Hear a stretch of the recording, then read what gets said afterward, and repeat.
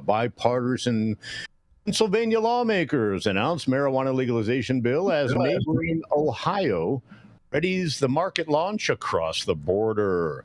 Bipartisan Pennsylvania lawmakers have announced their intent to file a new bill to legalize recreational marijuana, soliciting support from colleagues amid a revived push for reform in the legislature as neighboring states move forward to open legal cannabis markets.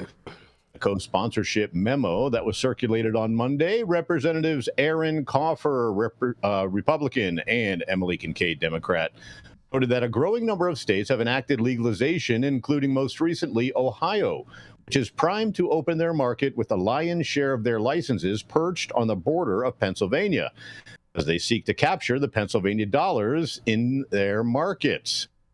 Accordingly, we believe that now is the time for Pennsylvania to move in a similar direction, and our bill establishes strong tenets for adult use market, they said. Text of the legislation isn't available yet, but lawmakers said it would create a regulated cannabis market under the State Department of Agriculture, prioritize social equity and small businesses, enact safeguards to deter youth, and generate tax revenue for law enforcement and local governments. We hope this bill will act as a strong starting point for discussions around legalizing adult use cannabis in a thoughtful, strategic way, they wrote in a memo to colleagues. Please join us in co-sponsoring this important piece of legislation. Offer said in a press release that the bill that we'll be introducing underscores our commitment to responsible regulation of the cannabis industry while addressing diverse needs of Pennsylvania's communities. By prioritizing public safety and consumer protection, this legislation will build on successful regulatory structure of the state's medical cannabis program, continuing stringent standards for product quality, packaging, and labeling to ensure the well-being of all consumers, he said. Kincaid added, it's well past time for the Commonwealth to legalize cannabis for recreational use, address the injustices of the failed war on drugs, ensure that Pennsylvanians can benefit from this industry in the same way our neighboring states have. Our bipartisan effort to provide specific language that takes the best practices from other states is the next substantial step in finally getting this done, she said. Memo is being distributed a week after several legislators participated in a cannabis rally at the Pennsylvania State Capitol, where there was a significant emphasis on the need to incorporate social equity provisions as they move to advance legislation. The rally only featured Democratic lawmakers. Responsible PA organized a separate event last month where Senators Dan Laughlin, Republican, who was sponsoring a separate cannabis bill with Senator Sharif Street, Democrat, said the state is getting close to legalizing marijuana, but the job will only get done if the House and Senate leaders sit down with the governor and work it out. He said, we need to work it out, and that doesn't happen in a vacuum. As he added, while he understands that Governor Josh Shapiro, who is also a Democrat, has again included the legalization in his budget proposal this year, need to sit down with the House and Senate leadership and try to work it out and get a package where we can get this done. Warren County, Pennsylvania District Attorney Robert Green, a registered medical cannabis patient in the state, also spoke at the rally.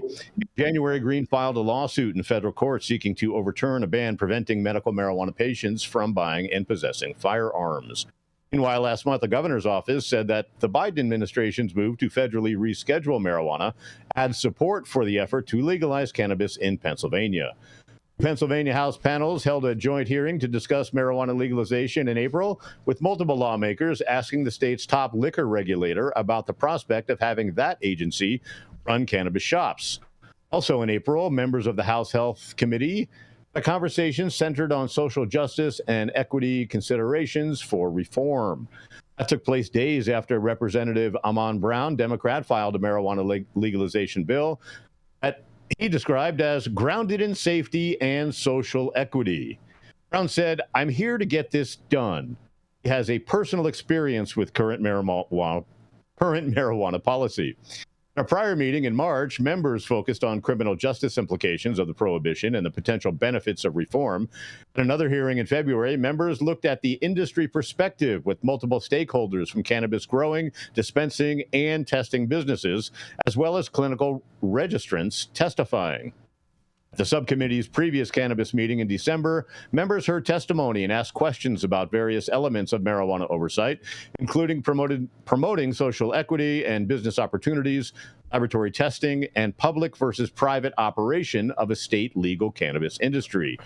And during the panel's first meeting late last year, Frankel said that state-run stores are, quote, certainly an option.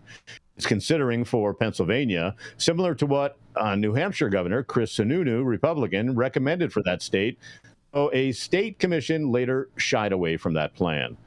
Cannabis proposal that Brown filed in the House in April is an identical companion to the bipartisan Senate cannabis legislation measure that was introduced last year. So here we have Pennsylvania wanting to get in on the game because their neighbors, Ohio, are in the game and they're about to steal their market share. What do you guys think about Pennsylvania, guys? I'm Todd Denkin with High at 9 News. Really want to hear what Yarrow has to say. Oh, Yarrow. Yarrow, you've been summoned, Yarrow. Well, can you guys hear me now? Can you hear me now? Well, I hear you.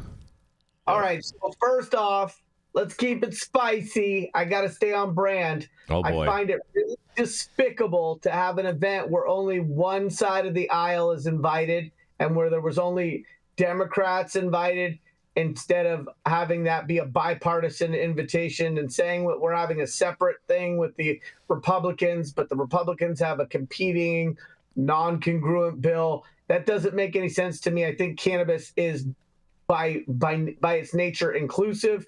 And I think if they're going to get anything done in that state, it's important to not have an event where Republicans aren't invited and or present in order to get things done, right? Mm-hmm. And so I didn't hear that in what was covered.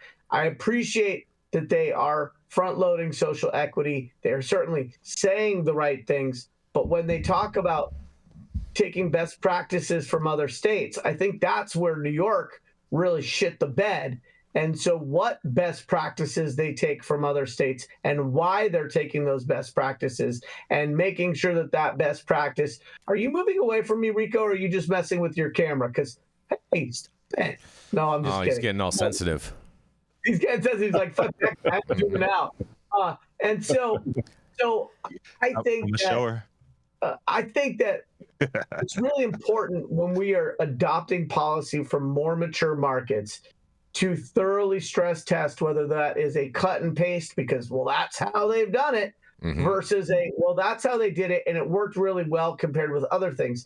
And so we've talked a little bit about this state, and one of the things that they're adopting from other states that isn't working very well is the tax structure that is aggressively cannibalizing cannabis sales from operators before they're even operated. And so I worry that Governor Shapiro looks at this new nascent regulated adult use industry as a cash cow. He's going to use that salve on other societal issues or to finance or support other worthy programs. And that is not learning from the lessons of other states. That is replicating problems. And so social equity, we can give out these words. And hey, by the way, did you know that the word social equity was coined by a white man? I learned that from Rico. Yeah, I bring it up every time. Oh man, I know. H.G. Frederickson, Idaho, you want to 1968. I rolled my eyes. Why don't you touch on that, Rico? No, 1968. but here's the thing, right? When you say social equity, what matters is the details and the implementation of these policies. All about the implementation. And anything else is just blah, blah, blah. It's just everybody in a massage circle feeling good about rubbing each other's shoulders. Oh, you know about massage circles, huh? A little lotion party for you, Yarrow? Jesus. No comment. Mm-hmm. Did you use rub maps? We're We're going to have to start taking a sip of coffee every time you say Jesus Christ. Such a thing. I didn't even know that, Rico. The fact that you did just reminds me of how your intelligence is spread across many categories. He's a well-informed journalist. Lotion is spread across many categories. Or many crevices. Is this why you're so moisturized, Rico? Surfaces. Oh, boy. Oh boy. I think Pennsylvania has a chance to get it right. Do I think they're going to get it all right? You think they're going to get it right? Are you serious? Are you batshit crazy Do we have right a buzzer now? sound? A little bit. They got John Fetterman, man. Jason, and it makes for better plants. They And so elected John Fetterman to the Senate. You think Pennsylvania's going to get cannabis right? Are you serious? I trust cannabis coming from a guy that rocks a hoodie and shorts every fucking day more than I do in a guy in a suit. Just saying, man. Sure. Just saying. True that. I mean, Not where the lotion gets rubbed, Jason. oh man, you guys are You crazy. can pack a hefty bottle of lotion in that hoodie, you know what I'm saying, and not get detected. Just letting you know, Jason. Oh, bad. And in the little know pocket, even in the front, Do we Gotta have be what jerking. their Senate and House seats are between Republican and Democrat? Because like the fact that we're discussing them going anywhere and they're not even having a conversation collectively yet tells me that this is going to die on the floor of every place it hits. I have no problem with it dying on the floor. I would just be so laser focused as to say that any state that can't get the tax structure right, the rest of the stuff is going to wither on the vine because the tax structure isn't right. And that's the part where these other states say, oh, we're going to do it better. We're going to do it right. We're going to do it different. If you have tax structures that even remotely resemble what's going on in other adult use markets, you've already got it wrong. And if they're promoting socialist equity as the end all be all in this bill, it's destined for failure. Socialist equity. Socialist equity is what it's called, Yarrow.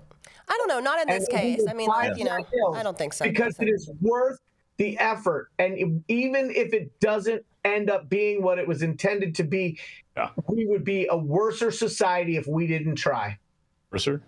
Worser. I don't know about all that, but and I do understand your sentiment, though. I do understand the sentiment, though, there, Yarrow. You know, like how Jason speaks up when I'm about to disagree. This is not socialism. This is restorative justice. So social equity in this sense is not socialism.